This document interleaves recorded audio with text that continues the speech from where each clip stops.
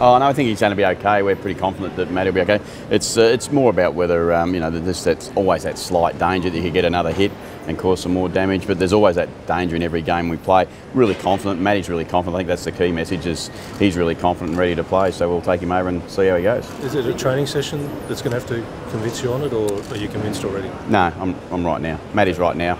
We've done some stuff with him yesterday, again last night. We're pretty comfortable that he's going to get through okay. There'd be something have to go wrong for him not to play. So how many do you take? We'll take 25. Ross? And the 25 have been named tonight? Yeah.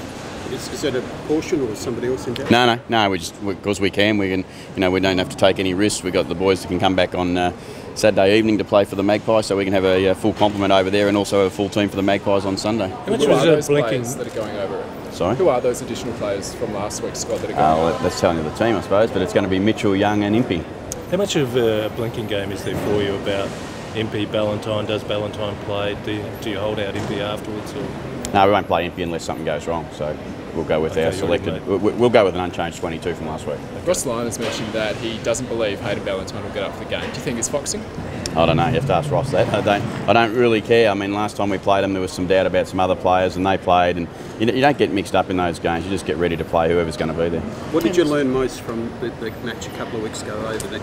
Oh, they're a very good side, and they're going to be hard work for us all day. And if we give them an out for 15 or 20 minutes like we did last time, we're going to pay a big price. And the price this time will be the end of our season. Have you learned some triggers in case momentum does start happening again? I think we had them under control through the season. We just were unable to get them in the positions that we wanted them in the last game, which is the first time it's happened to us. It doesn't mean can it happen again? Yes, it possibly can, but hopefully we're more prepared again. Ken, last time you lost ruck but won clearances and probably kept using Lobie and Lobie again and again and again. Have you rethought that one, how you deal with that one with Fremantle? No, not really. I mean, we understand we're probably going to lose hit-outs. Yeah, we understand the size of Aaron, how good a player he's been, and how great of influence he is on their whole team. But we've been able to at least get somewhere close to either just in front or break even with him in the two games we've played him this year at clearance. So that's the important part. So how do you decide whether you use Trengove or not in the centre ruck?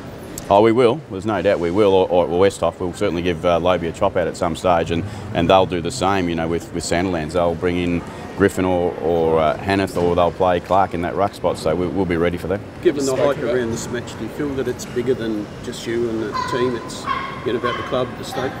Oh, no, look, it's exciting for us to be representing everyone and the state and looking forward to the opportunity. But reality says that we've got to get it right or the state's unrepresented next week. Can you go for some fans are prepared to travel to support their team?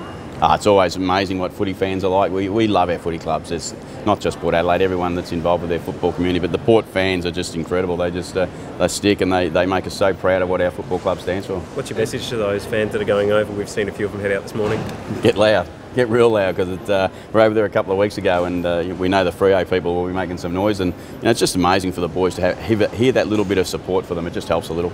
Canoe gains most by having the same teams play 2 weeks later, Fremantle or Port Adelaide? I don't know. I don't think there's an advantage. I think it's a line ball for both teams. Both teams would have learnt something from the game, and both teams will be trying to do some slightly different things in this game that they perhaps didn't execute as well as they did 2 weeks ago. But it's only 2 weeks ago. We're not going to change too much. Did you have anything that you held back when you saw that the game was blowing out? No, not really. No, I suppose we were comfortable enough to know that our last part of the game was pretty good for us, and that we were able to get some score. Whether Freo had taken their foot off the pedal a little bit, I'm not sure, but we're comfortable enough to know that 10 minutes into the third quarter we got to a 2-goal lead.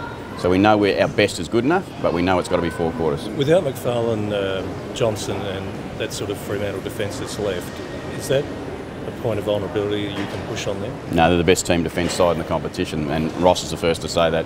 It's not about personnel, it's about the way they structure up. We say the same things all the time. It's you know that sometimes they can hurt you. You can have some key personnel that does hurt you at some point, but overall they're not going to go into the game thinking that who's not there is going to hurt them. They're going to go in there saying who is there is going to help them. Is leaving Jarman and Impey out, is that an experiment failed last time you played them, or is it a case of you expect that Ballantyne won't play and you don't need it? Oh no, it's a little bit of what we've seen last week from the boys, and we know that the back six before the Fremantle game were pretty strong and pretty solid together. We took Jarman over to give him the opportunity on Ballantyne. Done a great job for half, and for 20 minutes Ballantyne lit up and kicked 3 goals. But he's a high-class small forward. But we just got great confidence in the boys that were down there together collectively as a group that they can get the job done. Taking the way the the Swans handle their defence? They've pushed pretty high up the ground. Oh, no, we've certainly learned a little bit from the Swans. You know, it's a bit more difficult game. They've got different personnel. But again, defence is always a result of the whole side, and that's what we have to be mindful of, and we are. How confident are you that you can buck the trend of making it into a pre-game final outside the top four? The numbers say we shouldn't be confident at all, but I said before, when we played Freo 2 weeks ago, we're going into the final series to have a crack, and we're going to give it our absolute best, and we think our best is good enough to take on any side in the competition, but we know it's got to be on the day. The stat that says that sides don't make it through when the game starts on Saturday night means not one bit. Someone's going to break it and someone's going to change it. Let's hope it's Port. Conditions make it better for you to use your speed this time around compared to this time 2 weeks ago. There was all that rain on that Friday night. Yeah, there was a bit of rain, but the track itself, the ground itself was pretty fast. It wasn't a bad thing. I mean, we think that's one of our key ingredients, obviously, is our ability to run hard all day. But at this time of the year, both sides they're not going to leave nothing in the tank. It's going to be a pretty good game. So what do you think your edge can be to impose your game this time? Oh, it's going to come down to those contests that I talk about quite regularly. It's going to be how many times we can win the crucial ones. I thought we lost the crucial ones last time we played Freo. You know, there's a couple of bits of play that stick out to me. You know, Westhoff's running into open goal and Main, what a great tackle to run him down. You think that's game-changing type stuff, and they're the couple of incidents that you look at and you think we just got to make sure we get them right. You predicted last week, you said elimination final's not going to be a blowout. Any prediction this week?